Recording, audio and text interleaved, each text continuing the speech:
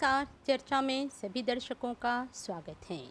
कोविड-19 की वजह से आज जहां दुनिया के कई देशों में स्कूली प्रणाली जो है ठप पड़ गई है, वहीं हमारे देश में मॉरिशस में पढ़ाई को सुचारू रूप से जारी रख पाने के लिए अधिकारियों द्वारा उपयुक्त कदम उठाए जा रहे हैं।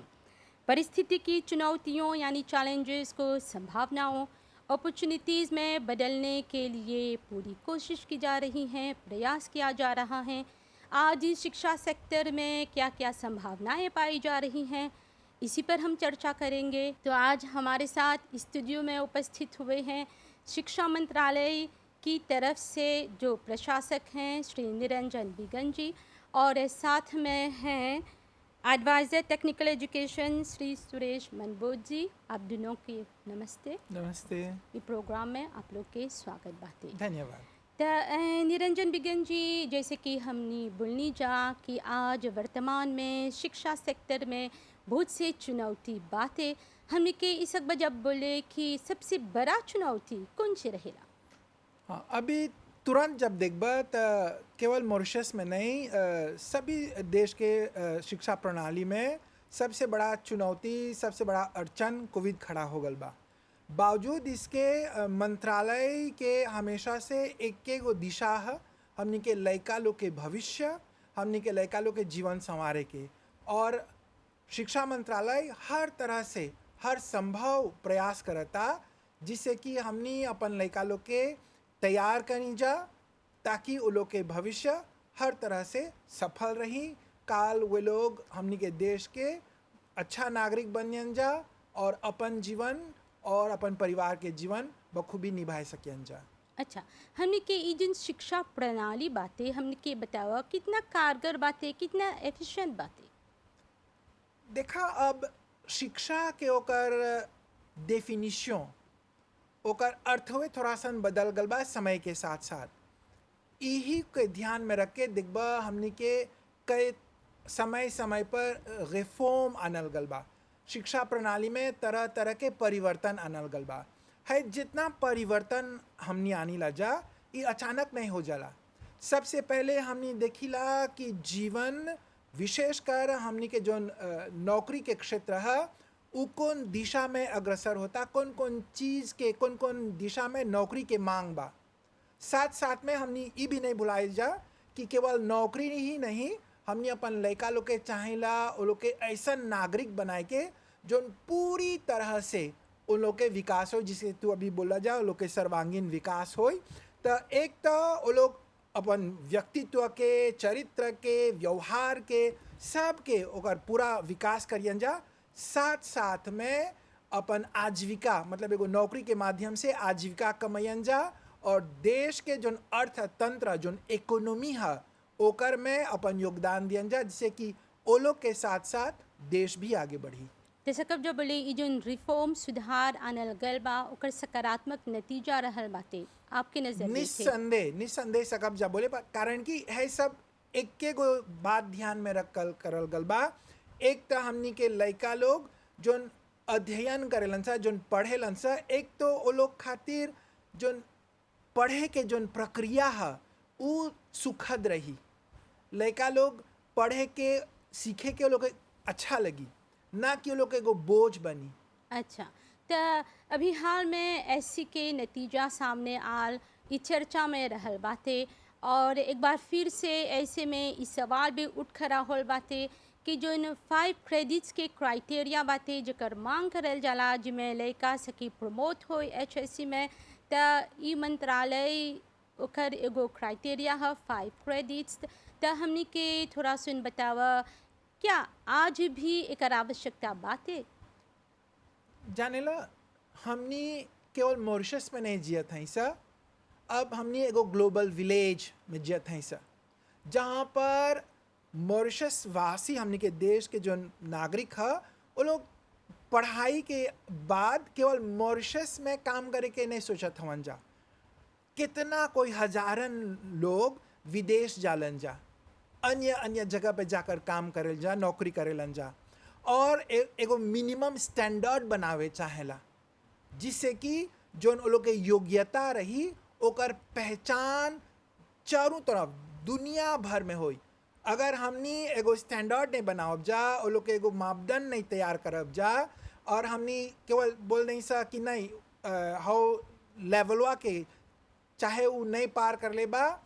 और ओके बोली सा आगे बढ़े के, तो शायद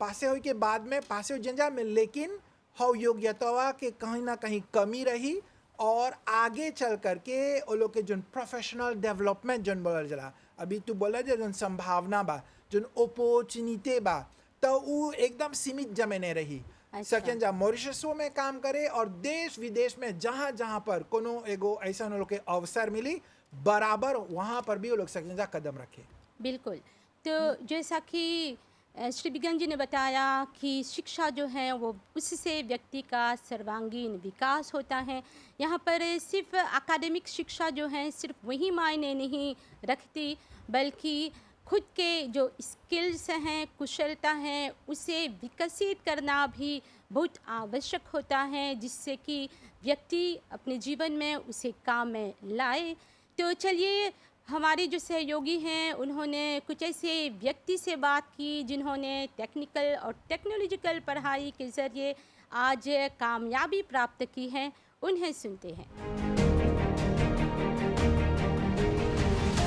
Donc la formation qui m'ont recevoir au MITD, ça m'a aidé beaucoup parce que la formation, même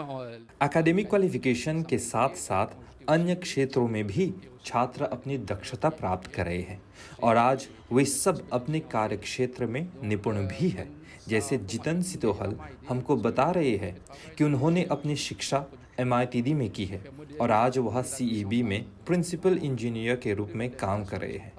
MITD से जो प्रशिक्षण प्राप्त हुआ है आज उनकी सहायता कर रहा है। la mécanique. Donc, mon démarre pour यशाद ने एकेडमिक फील्ड को छोड़कर टेक्निक की दुनिया में कदम रखा। उनकी शुरुआत हुई ऑटोमोबाइल के कोर्स के साथ LIC पॉलिटेक्निक में, फिर फ्रांस गए आगे बढ़ने के लिए। broad view, c'est-à-dire dans la partie classique et la partie technique pour nous faire nos meilleurs choix. इस तरह से कई ऐसे छात्र हैं जिन्होंने अपने भविष्य का रास्ता एकेडमिक में नहीं बल्कि टेक्निक में बनाया और आज खुशी से अपना जीवन व्यतीत कर रहे हैं। तो श्री सुरेश मनबोध जी, हमने के ये बतावा कहीं इतना क्रेडिट पर ये लाफाज डालल जाला। ये क्रेडिट पर l'emphase जाला parce que एक बार लड़का लोग जाते हैं एकेडमिक, जैसे एकेडमिक स्ट्रीम में बोली राजा, तो वहाँ पर ये उतना क्रेडिट चाहिए आगे बढ़ेगी, लेकिन आगे नहीं रहा दूसरा पॉसिबिलिटी। आज बहुत ज़्यादा पॉसिबिलिटी बा, एगो लड़का जो सीनियर कर लेला तो वो सकी बहुत एक बार एक बहुत कूर बा जाके स्वीव करी। MITD बा, पॉलिटेक्निक मॉरिशस बा, ITET बा, FDI जो है लेकोलोटेलिया बा। जब देख बा जितना कूर बा, एक 3 करोड़ से ज़्यादा कूर बा, तो आज के लड़का लोग के बहुत चांस मिलेला जाके स्वाजिया करेंगे का करियन से। अच्छा, जब करियन से नहीं बोला जाला कि ये लड़का लोग जो नहीं पा 5 क्रेडिट नहीं बा कि नहीं सेक्शन से आगे बढ़े, से सब सिंपलीमा इधर जहाँ जाइयन सा अपन का जैसे बोली लैंग्वेज, मैथमेटिक्स, साइंस सब सीखियन सा, लेकिन टेक्निक भी सीखियन सा। हाथ से कपार बिना कपार के हाथ नहीं काम करे, तो हाथ से काम करियन सा, लेकिन ये देखा वो लोग के आगे बढ़ेगी। अच्छा, तब बोलबा कहीं हमने सब करा चाहिए। एक से अगते थोड़ा सुन हमने के बतावा MITD और पॉलिटेक्निक्स मॉरिशस के अक्सर सुनले हैं जो एकर बारे में, थोड़ा सुन जो ITET बातें एकर बारे में थोड़ा सुन हमने के खुलासा दा। MITD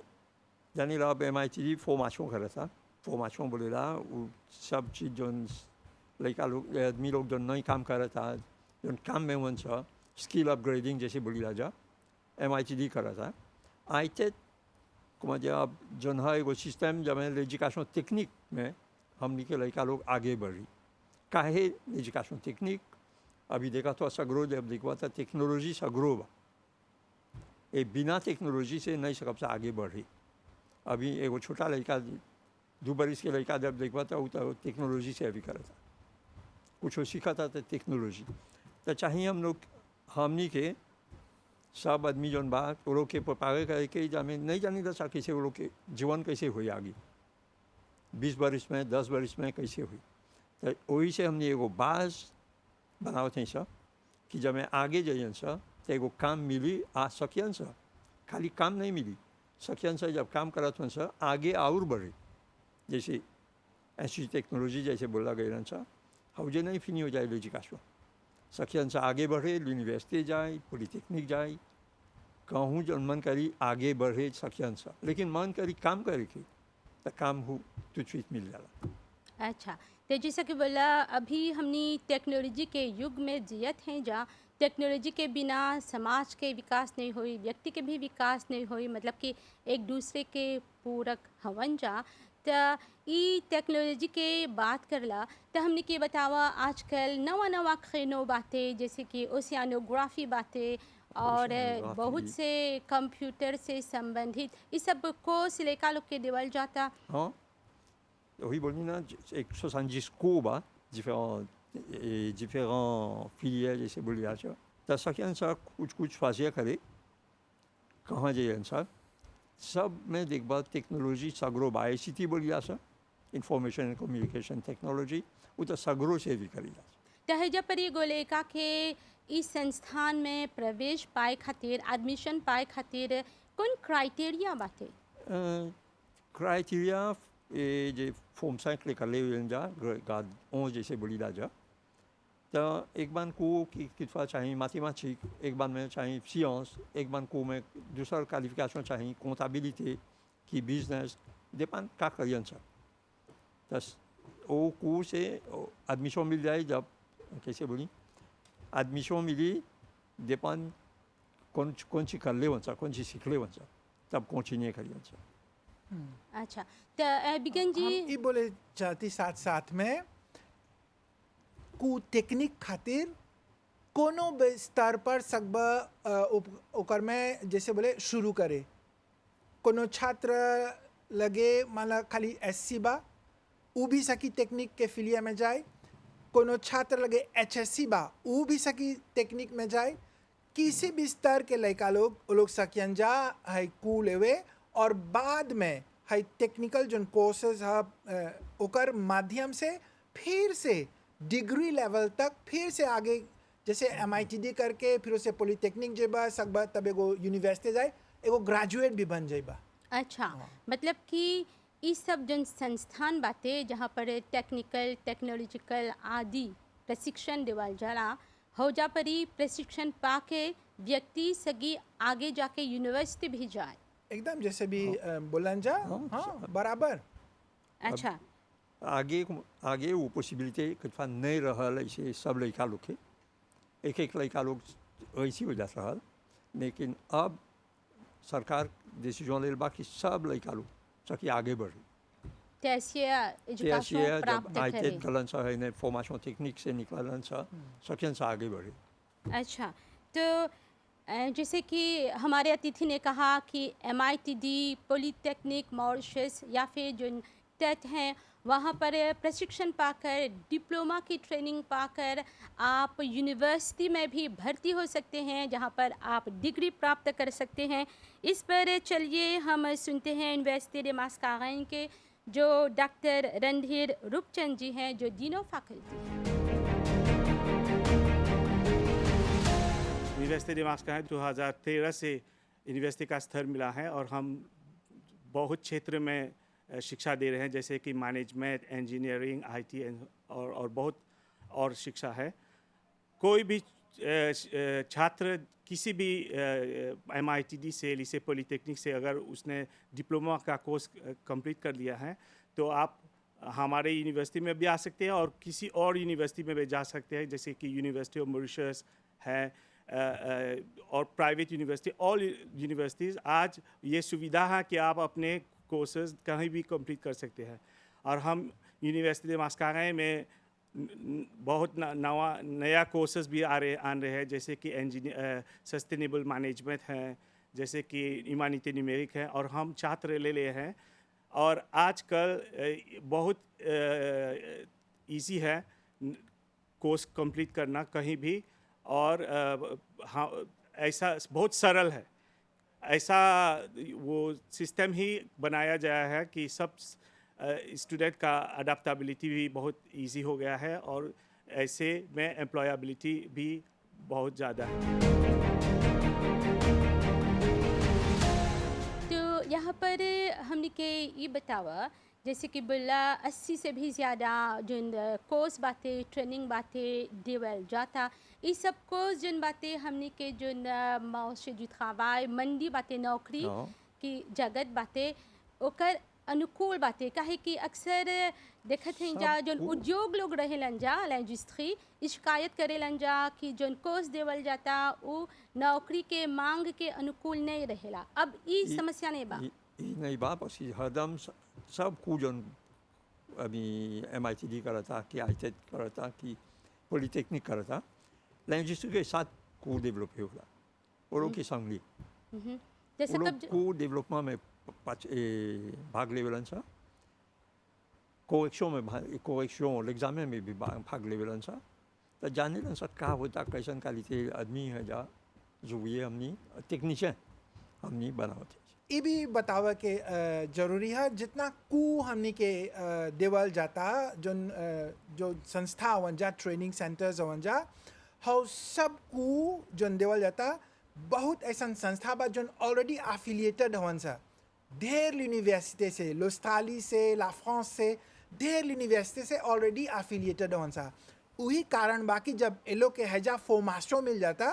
तो वो लोग के सुविधा मिल जाता हमनी के लड़का लोग के विदेश में जा कर के नौकरी की प्राप्ति के संभावना और आगे बढ़ावे के। तो ये भी नोट करें कि जैसे कि बिगन जी ने बताया कि यहाँ पर हमारे जो ट्रेनिंग संस्थान हैं यहाँ से प्रशिक्षण पाने के बाद आप विदेश में जा सकते हैं और वहाँ पर नौकरी भी प्राप्त कर सकते हैं। तो अब हमने के थोड़ा सुन ये बतावा जैसे कि कोनो भी ट्रेनिंग खातिर लैंग्वेज भाषा के ज़रूरत पड़ेला जैसे कि अंग्रेज़ी और फ्रेंच तो हैजा परी ई भाषा के भी सिखावल जाला संगे संगे ये सब हाँ। ट्रेनिंग इंस्टीट्यूशन में। सब को जोन है डिपेंड कोवा में का सीखे के बाद या अंग्रेजी चाहिए फ्रांसी चाहिए जैसे lycée पॉलिटेक्निक का आगे सब लड़का लोग अंग्रेजी फ्रांसी सीखलन सा मैकेनिक सीखलन सा लेकिन अंग्रेजी फ्रांसी जाने लन सा कैसे एगो रापो लिखे के कैसे एगो जैसा पढ़े के ये सब जाने के चाहिए ये सब तो अंग्रेजी फ्रांसी में रही लेकिन एक एक को है कहाँ पर ही जहाँ पर ही एगो दूसरा लैंग्वेज चाहिए जैसे बोली ला सा आलमो कोनो को में चाहेला तो वो भी बतावल जाला। जैसे कब जो बोले बिगन जी की मंत्रालय की तरफ से शिक्षा मंत्रालय की तरफ से ये व्यवस्था करल गल बा जिसमें कोनो भी हमने के जो लड़का हवन जा जैसे SC के बाद ही लेफ्ट आउट नहीं रहन जा। जाना मंत्रालय के जोन फिलोसफी बा no child behind left to live no child behind तो इस दिशा में ये कार्य होता हमने चाहते हैं जा कि अगर लड़का एगो ऐसा स्तर पर आकर के ओके हाई एगो दिशावा में जाके थोड़ी सी कठिनाई होता तो हमने ओके एगो विकल्प देते हैं एगो ऑप्शन हाई रास्ता तोरा कठिन लगाता तो हाई रास्ता वाला हाई रास्ता पकड़बा तो हवे मंजिल तक पहुँचबा जहाँ तू पहुँचे हो जाता हुआ नहीं कि एक गो रास्ता बा जैसे हम बात करते हैं जा कुछ समय पहले कि चाहे कैसनो करके चाहे कितना कठिन या बन भी रास्ता बा नहीं हम हाई रास्ता से अपन गंतव्य तक पहुँचब नहीं। अब सरकार अब मंत्रालय अनेक ऐसा संभावना अनेक ऐसा सुविधा पाथवेज जैसे बोलन जा खोलता कि अगर हाई लात तो सूट नहीं करता तो बुझाता है मैं थोड़ी सी कठिनाई बा कोई बात नहीं लक्ष्य तो वहीं बा लेकिन रास्ते अलग अलग हैं उसी एक लक्ष्य तक पहुंचने के लिए और एक लक्ष्य है हमनी के लड़का लोग के और लोग के सफलता हमनी के लड़का लोग के एक प्रकार से हर तरह से पूर्णता प्रदान करे के नौकरी के क्षेत्र में जिम्मेदारियों के क्षेत्र में आदि आदि।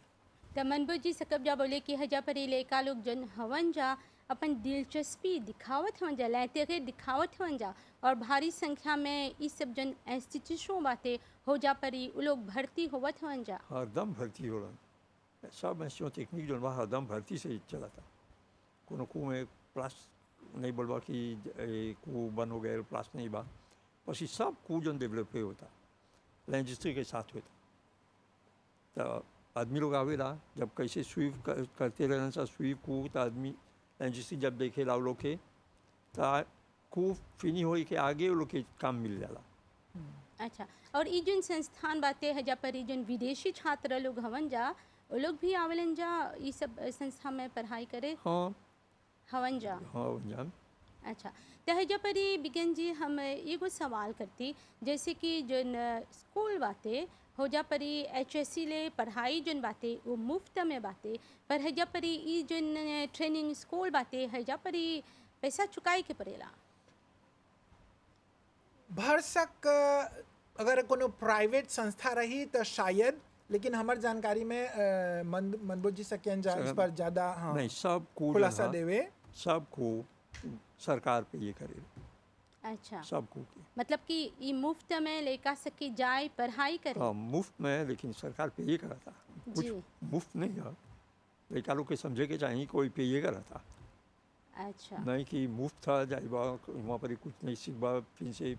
कहाँ जाइबा का जनी नहीं जन जानेगा। ट्रेनिंग फीस बातें ट्रेनिंग फीस नहीं एडमिनिस्ट्रेशन खातिर एक छोटा फीस लेवे लग MITD के जन को बातें ओकर में कुछ नयापन आनल गल बा। और जानेला पहले मनमोहन भाई जी बोलियन पहले हमने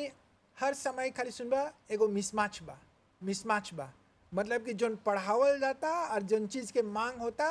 ओकर में कोनो तालमेल नहीं बा। लेकिन जैसे हमने के भाई मनबोध जी बोलन जा जब कोनो कू माउंट करल जाता कोनो कू पढ़ाई करल जाता तो ऐसे ही नहीं होता। सबसे पहले मांग देखल जाता और ओकर में जोन साझेदार लोग हमन सा सेक्टर प्रिवे ना वो लोग के पूरी तरह से लोग के साथ में लेके तब तैयार करते हैं जा। जैसे भी बोलन जा तभी तो कभी कू फिनी नहीं होल बा देखबा वो लोग के आके इनविटेशन मिल जाता कि आके हाई फर्म में ज्वाइन करे के हाई जगह पे ज्वाइन करे के काम करे के। तो ई दिशा से हमने के जोन कू बा हमेशा बदलते जाता नवा जोन जोन मांग आवता ओकर अनुरूप जोन कू बा वो लोग के तैयारी होता और हमने के लड़का लोग के प्रस्तुत करते हैं जा। और सकब जा बोले हमने के जो शिक्षा प्रणाली बातें वो अंतर्राष्ट्रीय स्तर के बातें अभी अभी हम बोलनी हमने के जो शिक्षा प्रणाली बा एक तो जो एकेडमिक है वो तो है ही इसमें कोई हला में कोनो प्रश्न नहीं बा। जैसे अभी हम थोड़ा बोलनी जितना हमने के जोन कू प्रे प्रोफेशनल वोकेशनल टेक्नोलॉजी ये सब जोन बा ये एगो वन ऑफ एगो इंस्टीट्यूशन खाली खड़ा होकर नहीं तैयार करता ये en कोलोबोरेशन होता बहुत यूनिवर्सिटी जोन विदेश से हमन जा जोन मॉडरेशन होला हर तरह से कितना MOU सीए होल बा कितना यूनिवर्सिटी से हो बगल से एक्सपर्ट लोग आवेलन जा अपन एक्सपर्टीज अपन विशेषज्ञता साथ में या बांटे लन जा तब जा करके हमने के लड़का के जोन अल्टीमेट जोन कू है तब वो लोग के हमने प्रस्तुत करी ला जा हमने आश्चर्य करी जा कि जोन चीज़ हमने के लड़का के देवत हैं जा ओकर बाद में वो के कोनो न कोनो तरीका से ओके कामे आई। सुरेश मनबोध जी आप कौन ची बोलबा। हम कोनो चीज करी ला सर तो ओकर जो बोला जा क्वालिटी कैसे साथ राजवा करी क्वालिटी हमने हरदम देखी ला सर कि क्वालिटी है सब को जोन कर रहे सर हम ये करी ला सर हम ये डेवलप करनी सर हम ये करनी सर लेकिन क्वालिटी है वो क्वालिटी रिकॉग्नाइज थोड़ा सा ग्रो ले मोन में देखबा कितने देश